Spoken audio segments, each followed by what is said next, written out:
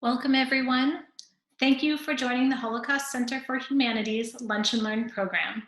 I'm Alana Cohn-Kennedy, the Holocaust Center's Director of Education. Famous television host Mr. Rogers once said, "When I was a boy and I would see scary things in the news, my mother would say to me, 'Look for the helpers. You will always find people who are helping.'" I grew up with Mr. Rogers. The quote is directed to his 5-year-old viewers, an audience of young children. And it's a perfect message for them because it's so easy for kids to become frightened by the news. I love this quote and the reassurance it provides. Even as an adult, I find myself repeating it in my mind when I feel overwhelmed by news of tragedy, hate, and catastrophes that bring suffering. But as an adult, it's too simplistic. Sometimes we can't see the helpers. Sometimes the helpers are working behind the scenes, and sometimes helpers are just plain complicated personalities, not really the picture of altruism we like to imagine.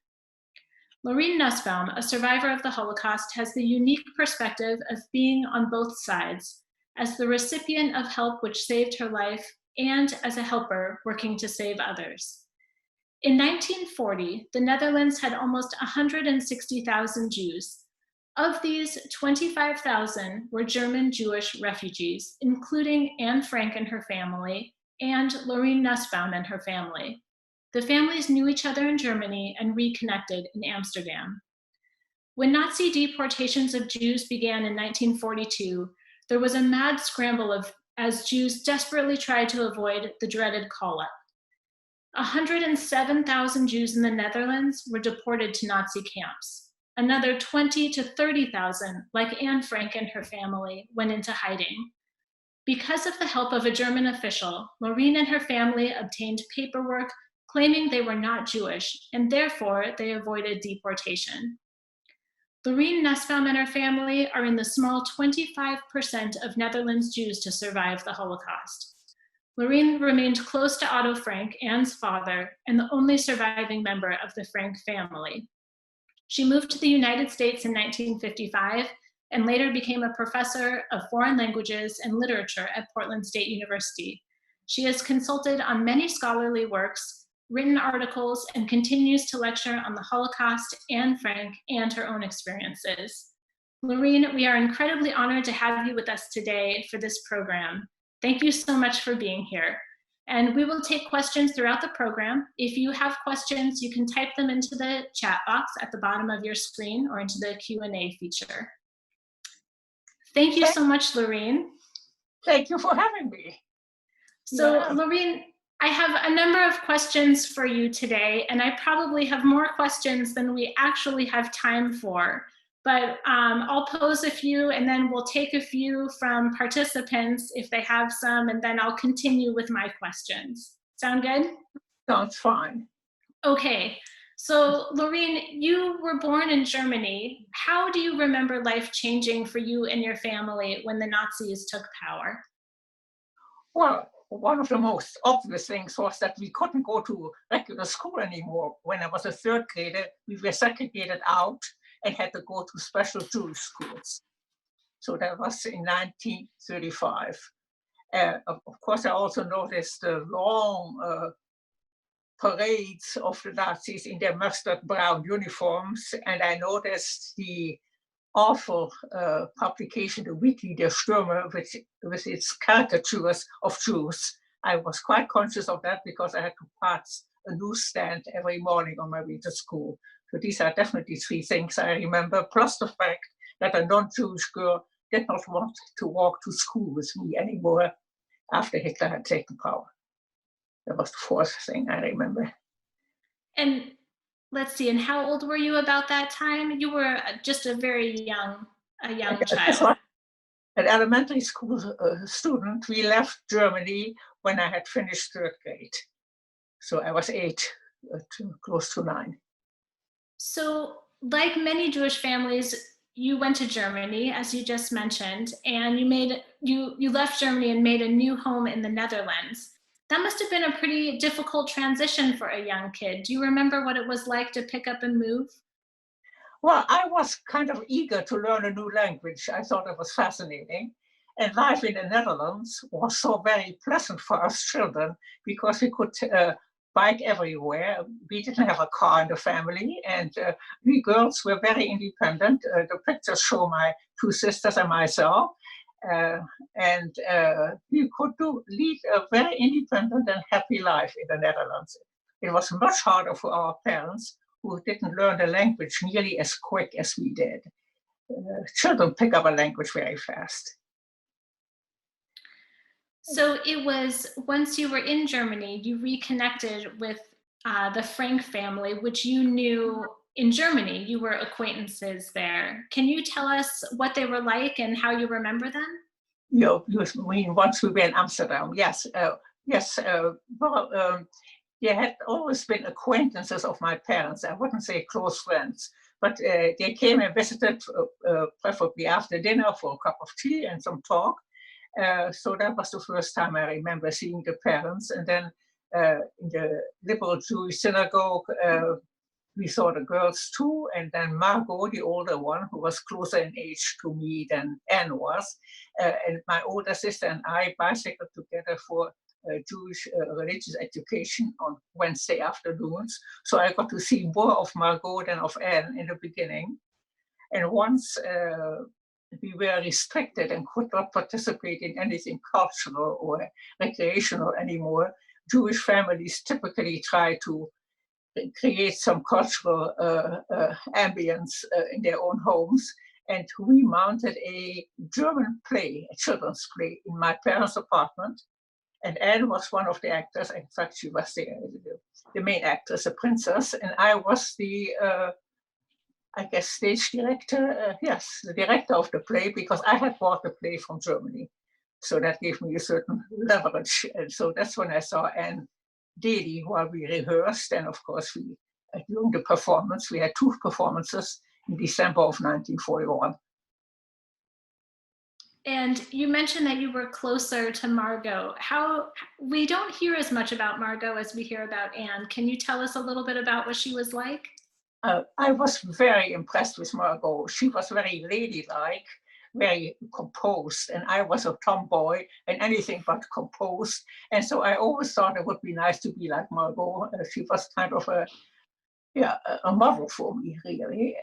I liked her very much. She was very well spoken, very well behaved, and just a very nice person. Do you feel like she is represented accurately as we know her from Anne's diary, from what you knew of her? I think if you read it carefully, you see that Anne really respected her sister.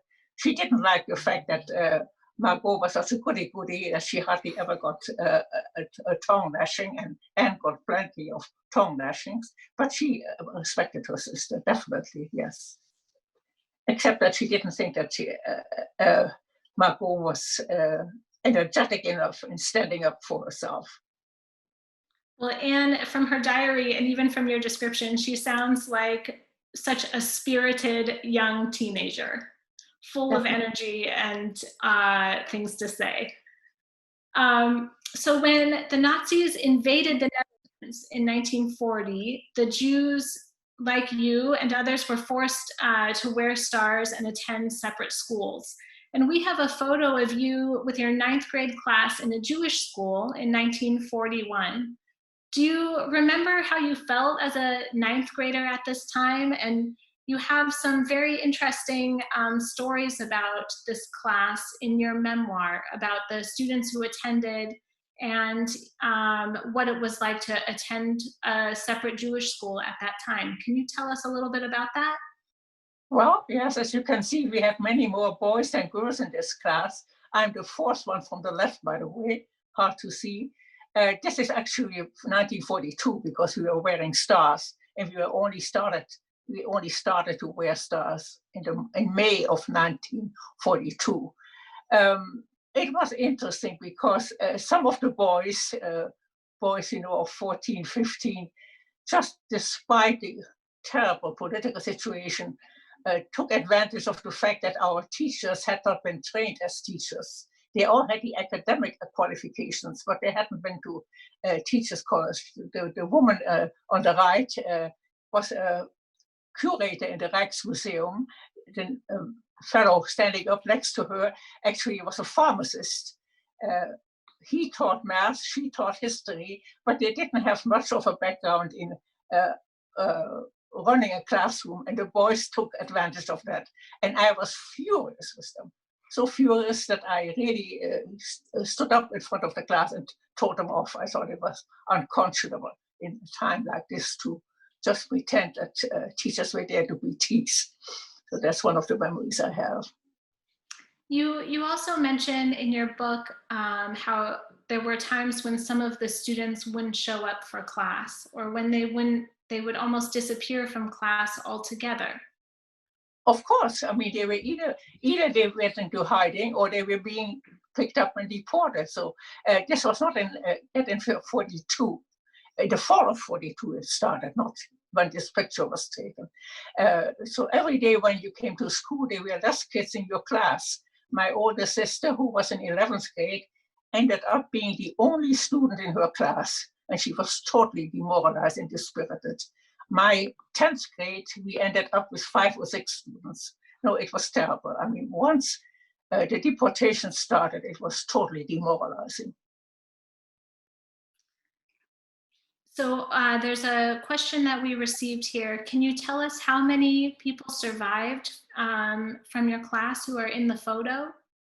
I think I once counted them 4 survived, I think. 4 of the students and definitely 1 of the teachers. The fellow on the left, who was our French teacher, who became a professor in the University of Leiden in the Netherlands. So with the help of a German lawyer, Hans Calmeyer, you and your sister and your mother were able to obtain documentation that stated you weren't Jewish. And in your recent memoir, Shedding Our Stars, the story of Hans Calmeyer and how he saved thousands of families like mine, you researched Calmeyer's story. Why do you think this German lawyer risked his position and even his life to help so many Jewish families? Well, he was definitely not a Nazi. He never joined the Nazi party. In fact, he was an anti-Nazi, and he saw a possibility in his job where he was tasked with adjudicating doubtful cases. He saw a way of granting a petition of as many petitioners as he possibly could. So more than, well, about 3/4 of the cases that came on his desk, he would grant that these people were not fully Jewish. In my case, he agreed that my mother was not at all Jewish, which wasn't true. She was half Jewish. But because my mother was declared non-Jewish, my sisters and I were half Jewish. And in January of 1943, we could shed our stars. That's why we have this title. We could take our stars off our garments. And my father was the only one who still had to wear a star. So it's a little bit of a complicated story, but will you tell us about how you were able to obtain this documentation that you weren't Jewish, and this kind of loophole that your family was able to take advantage of with your parents' marriage? Well, that was because my Jewish grandfather, the father of my mother, was not allowed to marry his non-Jewish girlfriend. His mother didn't approve of it, and he was such a goody-goody son that he did not marry my grandmother until his own mother had died. That was in 1919. By that time, my mother was 20, and then Mr. Blumenthal married my grandmother. And so we could, it was evident from my mother's school reports and so on that her name was not Blumenthal when she was a girl. Her name was Alscher, her mother's name. So Calmeyer, that was one of his great things, said, well, since the mother, my grandmother, was not Jewish, how could we assume that the father was Jewish just because she married a Jewish husband 20 years later? We cannot prove that the father was Jewish. Hence, this woman, my mother, is declared non-Jewish, and her daughters are half Jewish. That's the short of it. But the great thing was that he put the burden of proof on his office rather than have my grandmother prove that her husband or the father of my mother was not Jewish. Got it. So there's some controversy around Hans Calmeyer and why he helped some Jewish individuals and maybe not others. Can you tell us a little bit about this somewhat complicated person? Well, it's not so much that he was a complicated person, but he was in a very difficult position because he couldn't possibly agree to all the petitions. He already had a reputation among his German peers that he was Jew-friendly, and they were actually the SS and SD, the German Nazi police, were ready to actually check all the records and see where he had possibly helped Jews unfairly. So his own office was in great danger, and the danger was to his own person, but also to all the cases that he had approved, because once they could see that many cases were approved, although there was fake evidence, that the whole thing could fly up. And so he was in a very, very difficult position, particularly as of the fall of 1943. In your book, you did quite a bit of research to uncover his story and some of the many difficult decisions that he faced. How did you do this research, and did you run into any roadblocks as you were trying to find this information in these stories? Well, no, I did not do all the research myself. I actually based my book very much on a German biography, which I originally translated into English only to find that the text as it was not suitable for an American or for English reading public, because it had too many details of German politics. And so the research was basically done by Mr. Nussbaum in Osnabrück, the city where Calmeyer was born and where he lived most of his life. And I leaned heavily on Mr. Nussbaum's research. That's why I have so many notes in the end. Excellent. Well, I want to take a moment to ask you a couple questions that we're getting from people who are listening in. Okay. This one comes from Harriet Cody, and it writes, did the Nazis not recognize the Jewish rule or religious, did the Nazis not recognize the Jewish rule, religious or just cultural, that if your mother is not Jewish, you are not Jewish? So your maternal grandmother was not Jewish. So wouldn't that have been an argument that your mother, Basically, let me sum up the question. I get the question. You Yes, understand the question. Okay. The Jewish halacha, that if your mother is not Jewish, you are not Jewish. But the Nazis were not at all interested in that. They went by percentage. If you had 4 Jewish grandparents, you were Jewish. If you had 3, you were also Jewish. If you had only 2, and they didn't care whether on father's side or mother's side, then it was a matter whether or not you had received a Jewish education or whether or not you were married to a Jewish husband. Those were the German rules. And they had nothing, they did not go by the Jewish rules. So the funny thing is that by Jewish concepts, I'm definitely not Jewish. Non-Jewish people usually consider me Jewish, and I am not both. Thank you. You understood that perfectly. And here's another question. How was your family able to stay together since your father was still declared Jewish and the rest of you were not? Mixed families had a certain privilege. In the beginning, husbands of non-Jewish wives in privileged mixed marriages were left alone. After a while, they were forced into labor for the Germans. But my father was fortunate, if you can call it that. He definitely was fortunate, but the reason was he had a big tuberculosis scar on his lungs. He had contracted tuberculosis during World War I, which was bad enough, but it was his salvation because they didn't want any chance that the labor force would be infected with tuberculosis. So he did not have to work for the Germans, but that was sheer luck. mixed families usually had a much better chance of surviving the Jewish part in mixed marriages. And I think we find throughout the Holocaust that mixed families are treated differently in different countries. So the way they were treated in the Netherlands was not necessarily the same as they were treated in other places. No, and there was a big difference also with regard to whether mixed children from mixed marriages, like my sisters and I, whether they were considered Jewish or non-Jewish. Calmeyer again took it upon himself to say, well, in the Dutch law, children are not responsible for their religion till they are adults. So I just declare that they are non-Jewish, period. So one other question, this one comes from Susan. She wants to know if you stayed in the same apartment or were you forced to move? No, we were very fortunate. We stayed in our apartment, which was one of the big things for Otto Frank when he came back, that he actually found us exactly in the same spot where he had last seen us 3 years earlier. And so we could stay in our apartment. Thank you. So as a teenager, when you received paperwork from Hans Calmeyer and his efforts that identified you as non-Jewish, you are in a privileged but precarious position.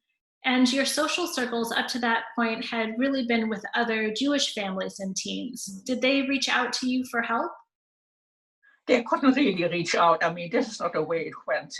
People were either just submitted to deportation, or if they were in touch with a network of non-Jewish people, they sometimes, or quite often, found a place to go into hiding, which was, of course, harder for the refugees because they didn't have roots in the Netherlands. It was easier for Dutch Jews to find a hiding place. I did, however, stay in touch all the way through with my boyfriend, who eventually became my husband.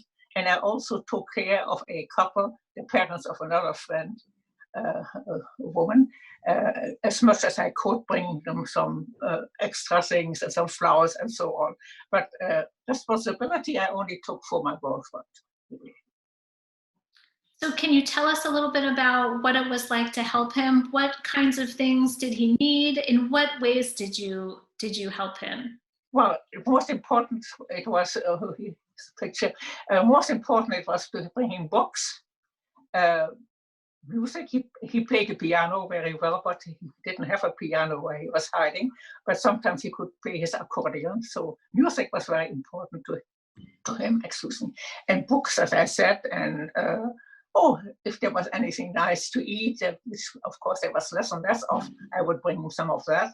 And just company and tell him what it was like in the outside world. He was for 1 year totally cut off, just like Anne Frank and her family didn't get out. And so it was important for him to have a lifeline to the outside world. And I was the lifeline for him. How did the two of you communicate? Like, how did you know what he needed, or if he needed something, how did he let you know? Well, while I was wearing a star from May of 1942 till January of 1943, there was nothing I could do because I couldn't ride a bicycle. And we met once or twice under the cover of darkness, halfway between his hiding place and where I lived. And once I got rid of the star, then I could bike over to where he was hiding. And then we would agree what I would bring next week or the week afterwards. That was not complicated. We did not have telephone connection, and we did not have any electronic connection, obviously. So it was simply what we agreed 1 week that I would bring the next week if I could. Were you worried at that time of being discovered, or that someone might see you coming and going from his hiding place? Well, the people where he was hiding had a family with 2 sons, and they had been rather socially involved, so they did have company. So I could slip in during the day and pretend I was visiting the mother of the house and then slip out again. That was possible. Yeah, and I never carried big packages or things, just occasional flowers and things that Dutch people bring each other anyway. So that's all right. And the other couple that you were helping, what kinds of things did they want and need that you were taking back and forth? The other family, well, they were hiding close to my school. Again, I would just have I don't remember what the kind of signal was, but maybe 2 times short and 1 times long ring on the bell. I don't remember, something of that nature. And they would let me in, and I would bring them whatever goodies or flowers I had or something to read. And then we would talk a little while, and I would bring them. They would ask for something they particularly wanted, and I would bring it the next week. I mean, it was all just done very simply by word of mouth. Mm-hmm. And if someone had noticed you or discovered the people in hiding at that point, what did you know what would happen to them? Did you see other people being caught or punished for hiding Jews or helping? Of course. People who were discovered hiding were usually deported, and they were deported as criminal cases rather than as just deported. So in Westerbork, the transition camp, there was a special barrack for people who had a so-called criminal record, and the people who had them were quite often severely punished too. Yes, depending on whether they had some other illegal activity on their name or not, the punishment could be death or prison or a labor camp, any of the three. And you were a teenager at the time. Did this worry you, or did you feel somewhat invincible? Well, no, of course I was worried, but I do think people sometimes think that a courageous person doesn't know any fear, but I don't think that's true. I knew full well that I was dangerous, and I tried to be very circumspect. And if there were any people walking up and down in front of the house, I certainly did not go in. I just walked by, and that was it. You had to be very careful, and you had to be aware of the danger. There was no guarantee that I would not be caught, but you try to be careful. To be daredevil just is no good in these circumstances.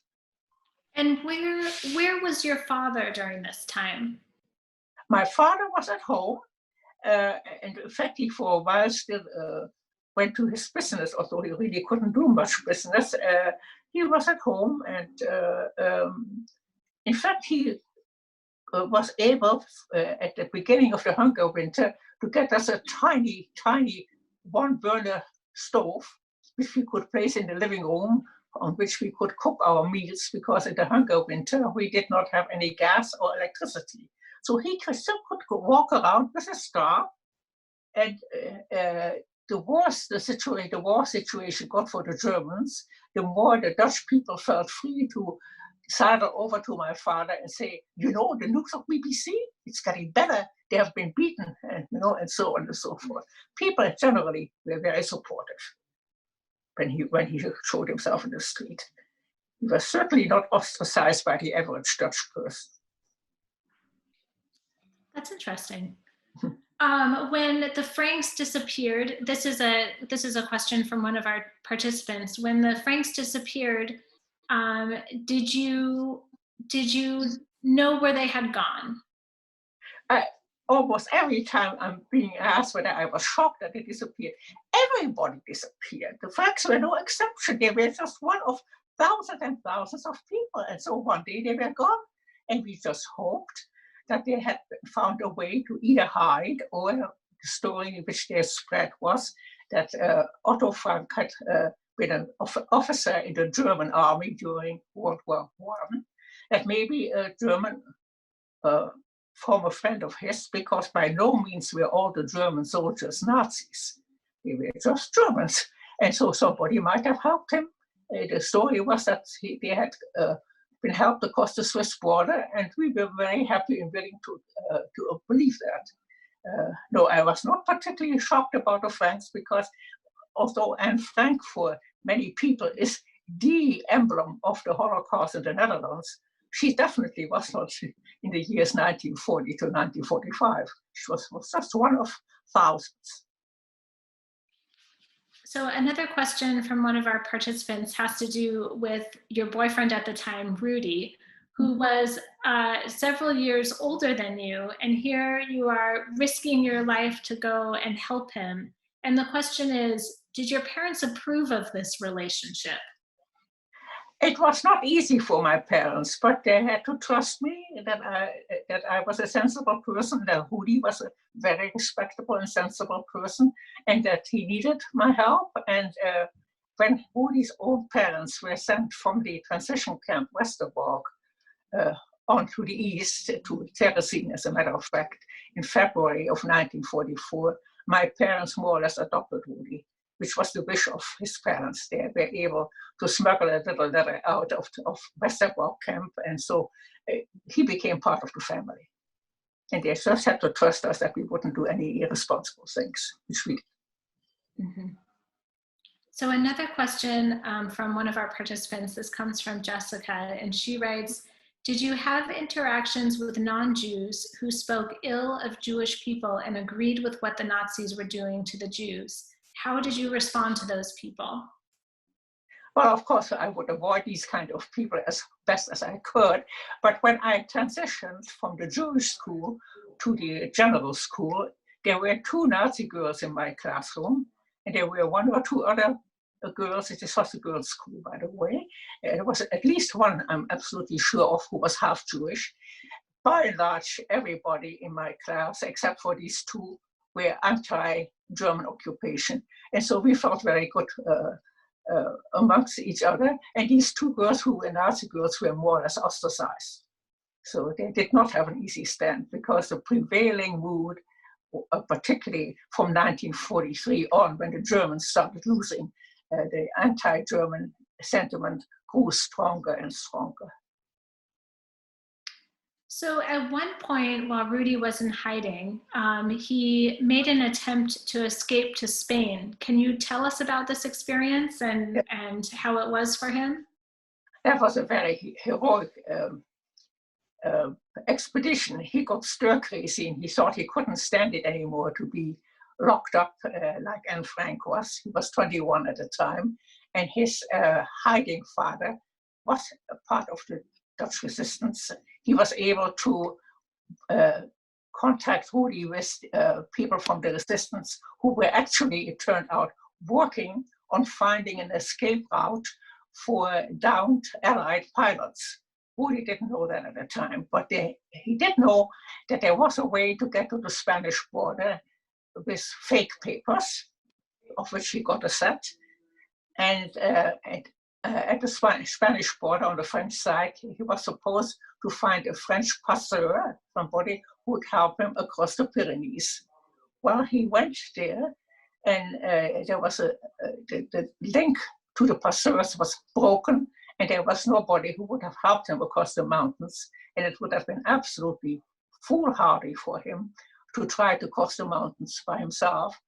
So he found a typewriter in the little town of Tarp and filled out a new set of papers. He had a spare set, and returned back to the Netherlands, and then made a grievous mistake. On the way out, he had traveled via an eastern route, eastern in the Netherlands, via Maastricht. On the way back, he thought, well, why make this roundabout? I go straight from Paris to Brussels to Amsterdam, not knowing that there was a special paper required to cross from the Belgian border into the Netherlands in connection with the Atlantic War and the German plans to attack Great Britain from the west coast of the continent. And so he was called out of the train and told that he could not go on to the Netherlands because he didn't have that special paper. And since he had his fake papers said that he was working for the German war effort, he made a big ado and yelled at the people and said, well, I have to be in Hamburg tomorrow for a special deal for the German submarines and blah, blah, blah. And the border guard said, well, I'm sorry, I can't let you pass, but if you cannot go back to Paris to where his official office was, maybe you can go to Brussels to the High Command of the Wehrmacht, and they can issue you the necessary paper, which is what he did. And well, the details would take too long. It's in my book, you can read it. But in Rudy's own words, by the way. But the upshot was that after an hour's waiting, he actually got an official paper saying that he could cross the border from Belgium to the Netherlands. And so he returned to Amsterdam, and I will never forget my shock. I was called by a neighbor that there was a telephone call for me, and when I picked up the telephone there, I hear Rudy's voice, and I thought, my goodness, he's in Spain. How could he call from Spain? And it turned out he was at the Amsterdam Central Station, just letting me know that he was coming back.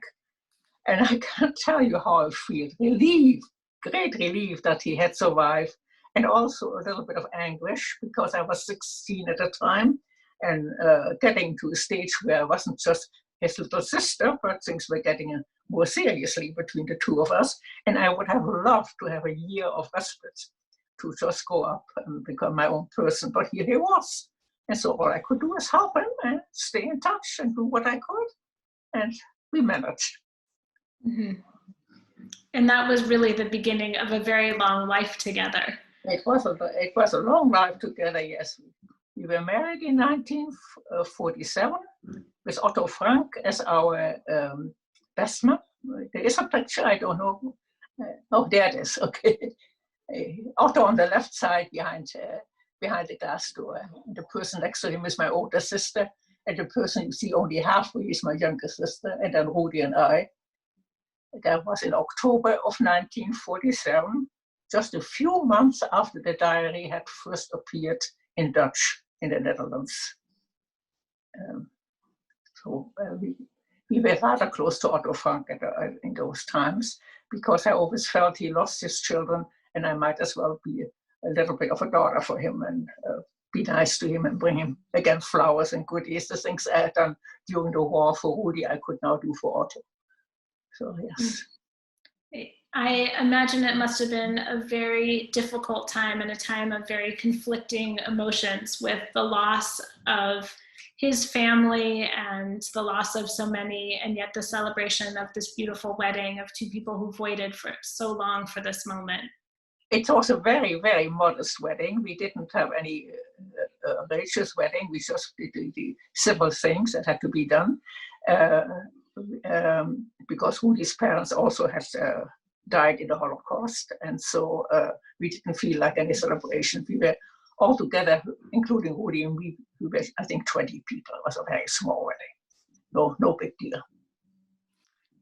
So I want to back up just a little bit to address one of these questions that we received from Shelley, and she writes, "What can you tell us about the roundup at the theater? My family also came to Amsterdam from Germany and was rounded up at the theater. How did that messaging go out, and what do you remember?" I didn't get the crucial word.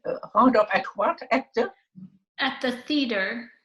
Oh, the theater. There was not a roundup at the theater. The Jewish theater, was the place where people were taken after they were rounded up from their house. They were taken there and were registered and then processed, and then went first to Westerbork, which was the transition camp, and from there on to Auschwitz or Sobibor or whatever death factory they were being sent to. What do I know of the theater? Well, it now has a very nice memorial in Amsterdam, very nicely done. It was called the Jewish Theater. Before that, it was called the Dutch Theater, and they were just used the facilities to take people there. I don't know what else the questioner wants to know. Yeah, I think they're wondering if you knew where one of the things I think they're asking is if you knew where people were being taken after the theater, and how knowledgeable were you and others of what was happening to Jewish people during this time? But all I knew was that people were taken to Westerbork, sometimes to Vught, which was a different camp, but usually to Westerbork, and that in Westerbork there was a scramble for everybody to make himself or herself indispensable to stay in Westerbork as long as they could, because we knew once they were taken east, we just called it taken east, then who knows? We feared for the worst, but we did not know about gas chambers or anything of that kind. We just feared for the worst because we never heard back from the people who were gone. It was as if they had fallen into a deep black pit and were never heard of anymore. So we knew that much, but we did not know about the gas chambers.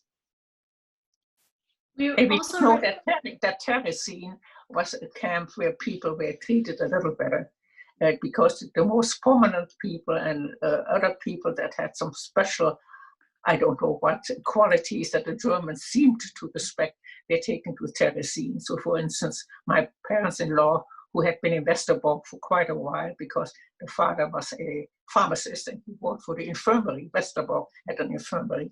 They were taken to Terezin, and we thought, well, that's a fortunate thing. But then, of course, Terezin was mostly emptied and people were sent to Auschwitz from there. So it was only a respite. It was not a safe place. Mm-hmm. There are a couple questions also about what happened to Hans Calmeyer. Okay, what happened to Hans Calmeyer was that because he had never been a Nazi, in contrast to most of his fellow German officials, he stayed in the Netherlands when the Netherlands were being liberated. And so he actually had the official task of handing several departments of the German occupation regime over to the Canadians. He did that, but because he had worked for the German occupation government, he was taken prisoner anyway, and he actually spent almost a year and a half, 15 months in Dutch prison till he was cleared of any wrongdoing, except for being a German, which he couldn't help.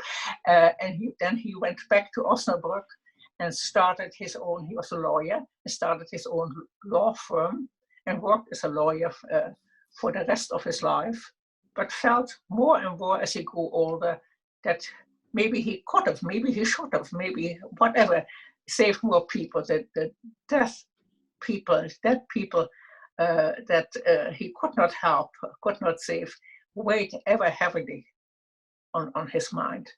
And so he got, and the denazification of Germany, in which he had hoped to be helpful, was not as effective as it should have been. And so he felt that he could not make a very significant contribution to things in Germany, and he grew more and more a recluse and died relatively young. He was not quite 70 when he died in 1972. So after the war, once Anne Frank's diary had been discovered and published, what was it like to read about her through her diary?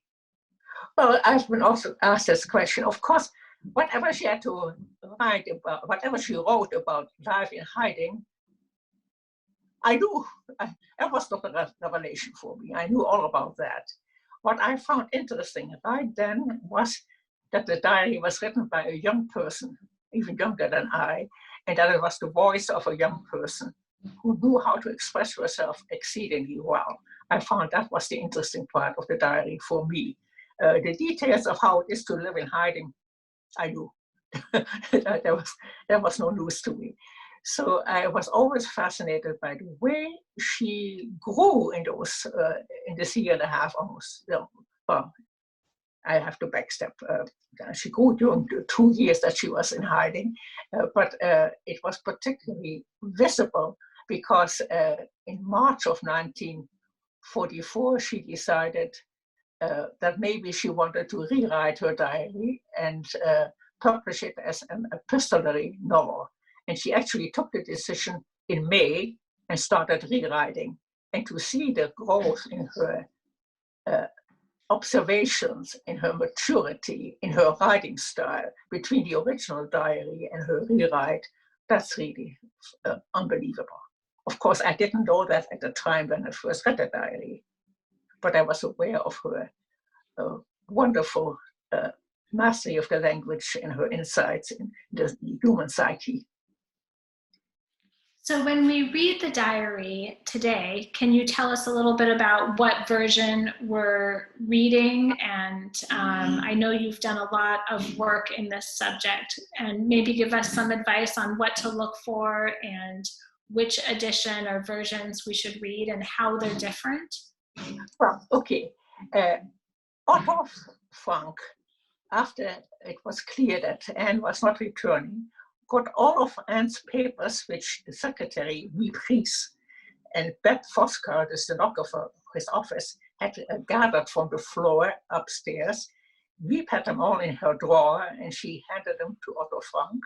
And Otto decided, after consulting with many people, including my parents, that yes, he was going to publish Anne's diary, but he did not let on, and I had no idea, that there were actually two versions. And he picked and chose between the first version and Anne's rewrite. And the diary that you are reading is really his amalgam of two versions. Now, there's also such a thing as a definitive edition, which you should stay away from because it's a big cheat. It has to do with copyright, but it's more of a mix, and it's not definitive at all. The only thing that we have in English is the critical edition, which has Anne's original writing as the A version, her rewrite as the B version, and Otto Frank's publication as the C version. So you can compare all these versions. And I've always preached in all the high schools where I have been talking, please buy yourself one book of the critical edition so that you can show the students how Anne grew in those 15, 16 months, and how her style improved, and how she became more mature and a much better writer and a much better psychologist too. So that's one of the things I have been publishing about and preaching about on my soapbox. So just to recap for our participants listening in, Laureen does not recommend the definitive edition. One of the other editions is more highly recommended. So Laureen, can you tell us a little bit about some of the other writings Anne did? Yes, Anne also wrote stories, very, very nice stories.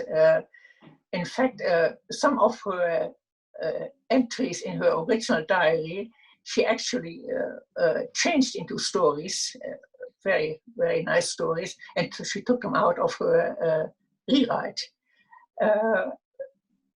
Well, she really wanted to become a writer. That was quite clear that that's her talent and her ambition, and that she was working very hard on it. Is there one story of hers that you would recommend for us to look for and to read? Well, I don't know if you buy the book of stories, it's only a slim book. They're all very, very readable. I saw the one where she thinks that would be fun to become a famous person and go to Hollywood. And then she rethinks and says, no, that's not for me. It's a very nice story. I forget the title, but it can easily be found. And there are also stories where she takes an interest in neighbor kids, poor kids, people who don't have enough, and she knows that she's really quite fortunate. So stories are nice to read. So we have a question here from B, who asks, do you know if there's any update on who betrayed the Franks and their hiding place? This question is still open. The people of the Anne Frank house in Amsterdam think it's probably cannot be solved. Nobody knows exactly. There are several possibilities. It could have been that they were looking for illegal food that the Opacta company might have. It could be for illegal Dutch people who were working there and should have worked for the Germans. It could have been that they were looking for Jews. We really don't know. And Otto Frank, who traced back the person Silberbauer, who was part of the person in authority at the arrest, did not want to pursue the matter any further. It doesn't make a difference anymore. I mean, so many things were going on. It is really not all that important anymore.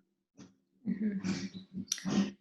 So there are so many teenagers who kept diaries during the Holocaust, and many of them are very thoughtful and introspective and really incredible writers. Why is it that Anne, do you think, has become such an icon and really her writing stood out from all the others? Well, the way I see it, as of course just one person's view, is number one, the diary of Anne Frank was the first one to be published as early as 1947, and it reached audiences who don't read Dutch by the 50s, French and English translations and so on.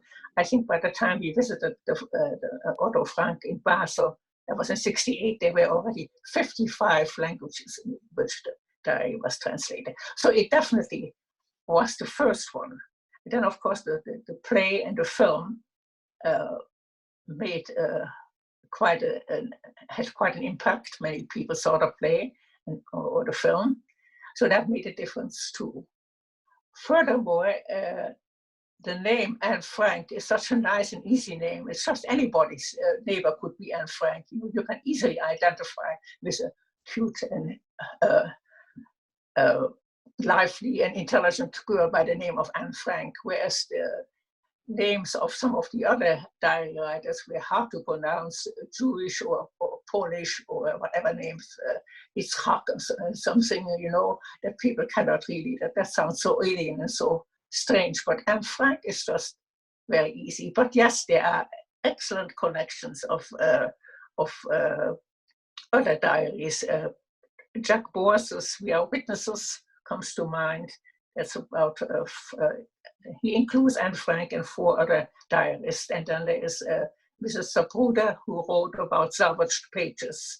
And that's a very hard read, but very, very excellent, with excerpts from, I don't remember how many, but must be about 30 or so diaries. Very much worthwhile.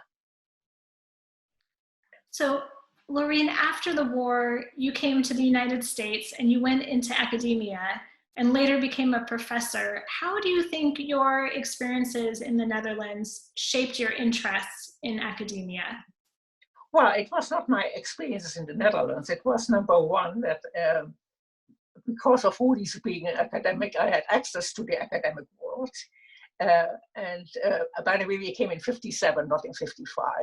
And I had stopped going to college. Well, that's one of my favorite pictures of the two of us. Simply academic life had the advantage for a family that we had summer vacation together. I liked the idea. I had been an X-ray technician and I had worked as a journalist, but the academic calendar is very nice. So I first started out by getting my bachelor's degree at Portland State, and then I got a teacher certificate, and so I did some substituting in high schools. But compared to Rudy's life, where he could spend a lot of time on research, I thought was much more fascinating than just being a high school teacher, partly because of all the paperwork teachers have to do. As an academic, you don't have that. You have to write papers, and I rather write a paper than do paperwork. So, I could get my master's degree when Rudy had a sabbatical in Seattle, and then I had a good link to the German department of the University of Washington, and then bit by bit over a period of 10 years by commuting back and forth between Portland and Seattle, I got my PhD in German, and I had been teaching part-time at Portland State for years, so the teaching really came before the PhD. But I was a full-fledged professor by the time I retired.